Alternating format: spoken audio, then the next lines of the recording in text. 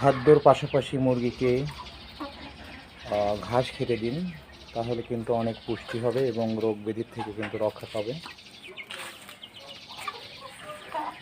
আমি কিন্তু খাদ্যর সাথে কিন্তু মাঝে মাঝেই মুরগিগুলোকে আমি ঘাস খেয়ে থাকি, দেখতে পাচ্ছেন। ঘাস খেয়ে কিন্তু ওরা স্বতঃস্ফূর্ত আনন্দ পায় এবং ছাগল গরুর মতোই কিন্তু এরা, দেখতে পাচ্ছেন, ঘাস খায় এবং খাদ্যও দেওয়া হয়।